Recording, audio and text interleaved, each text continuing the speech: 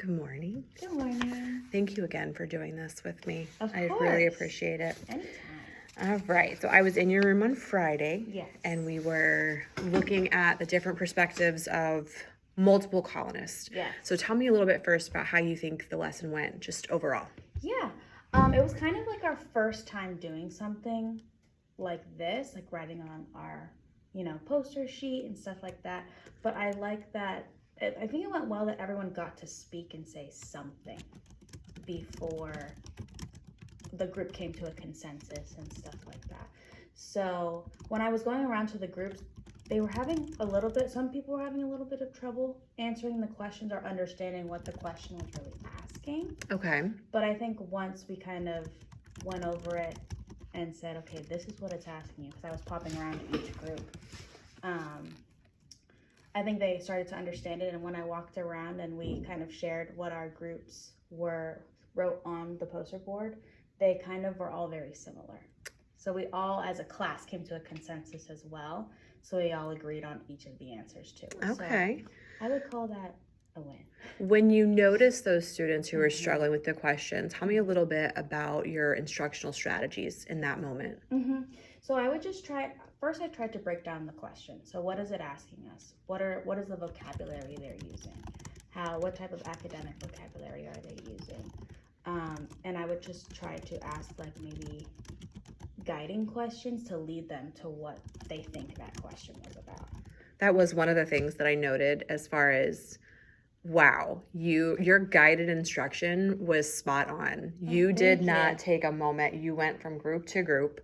You hit each group multiple times, and you were able to just really kind of question those kids. I loved how you got down on their level too. Like you squatted down, you were making eye contact with them to really help them to move forward with the question. You didn't let anybody off the hook. They were all responsible for answering the question to the best of their ability, which I thought was excellent. So that was one of the things I noted with guided instruction. Yeah, that's something we've been working on is self-accountability of, okay, my group can do this, but can I do this?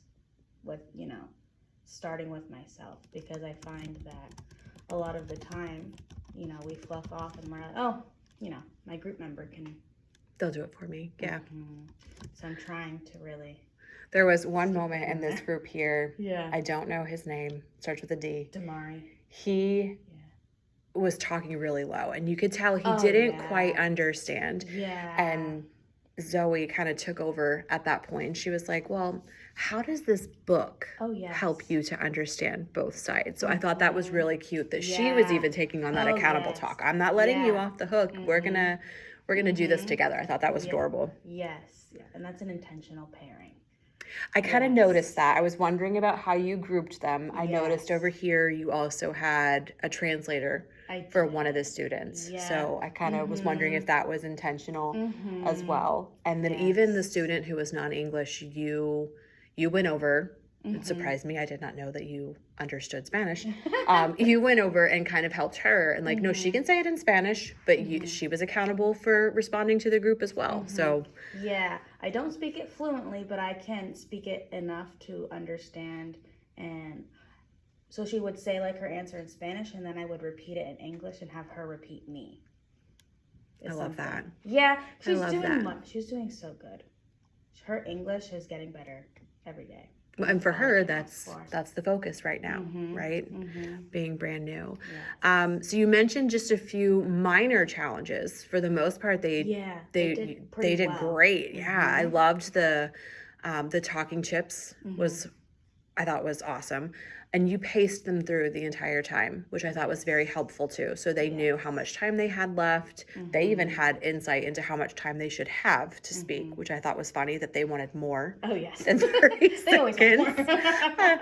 Most kids are like, no, less. No, they wanted more. They always want more. So I thought that was great with the talking chip and just the timer. But what, if anything, would you change? Or would you tweak for next time you did something like this?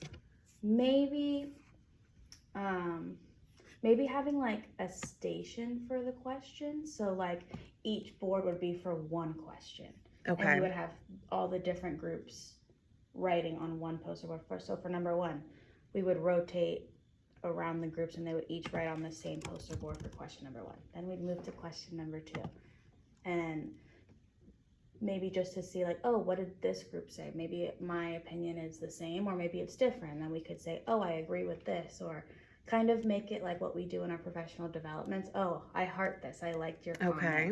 Maybe something more guided that way. But that would probably be my most thing that I would change, would be that one. Yeah. Okay. Just changing the way I did it. But it was our first time, so maybe we still have time. Again, I thought they did great. We focus on independent and collaboration. Like those are our two focuses as a school. And them coming to a consensus, understanding what the word consensus means. You kind of broke it down for them. Like, remember, we did this in math. You hit both of those, our target areas. So I know the independent, they had an exit ticket. Yes. I didn't get to see that part. Yes. So as far as the learning goal with the exit ticket, how did they do for the learning goal of understanding perspectives? Yeah, so something, I still have a few who are, what's perspective again? We're still getting confused between perspective and point of view, because we did just start this perspective lesson and unit a couple weeks ago. But for the most part, I think I had 3 or 4 who were a little confused. So 3 or 4 out of 18 isn't too bad. 17, I think it says that, 17 or 18. And for the most part, they understood, like, okay, the perspective is someone's view on what's happening in the story. Like, what is their stance on whatever issue it is. Okay. So it kind of had them, again, what was the colonist point of view? What was the British point of view? But we're kind of also trying to transition them to using loyalists and patriot also. So it's also when they were questioning, oh, the colonists. I'm like, the who? They're like, the patriots. I said, that's the vocabulary. They're all colonists, right? They all live in the colonies. Exactly. So for the most part, they all did really well. Again, just like this, they, 3 or 4 may have had some trouble trying to, okay, is this perspective or is this point of view? But they all got it when I went and addressed, okay, so when we're talking about this, is this perspective or what is their perspective? Well, they didn't like the taxes because, and I'm like, because why? Because they thought it was, and our keyword is unfair. But that's something that we've been focusing on. Okay. I like that word because it says it a lot in the book, the text that we've been reading. So they would say, oh, well, they didn't like it. Well, okay, yes, we know that, but why didn't they like it? And then they use that keyword, oh, it was unfair. They thought it was unfair. So they did really well. I was really proud of them. All right. And with those students, you said 3 or 4. Yeah. Do you have any plans as far as next steps for them in order to help them better understand perspective and be able to tell the difference between perspective and point of view? Yeah, I want to pull them back to a small group maybe today or tomorrow and kind of just go over what we talked about on Friday and maybe pull match some definitions. Okay. The definitions that we use, as a county and stuff like that, and read them to them, see what they think, discuss through them, and then we can kind of match them and see, all right, well, this is really what perspective means, and this is really what point of view means. Maybe them seeing it visually will help, not just me telling them. Yeah. All right.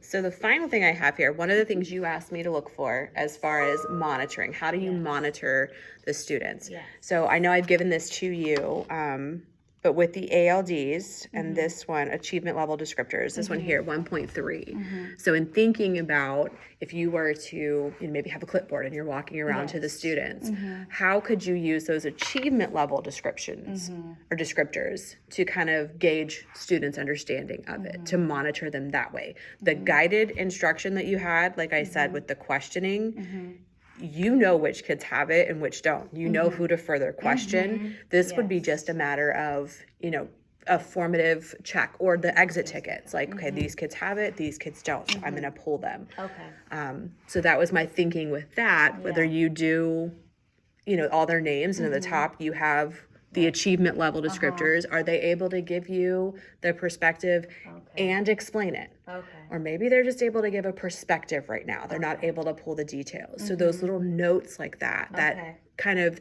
they call it a formative assessment, but it's very informative, if you will, might help as Okay. well. It's Yeah. just Mm-hmm. something I was thinking while I was watching Mm-hmm. you walk around.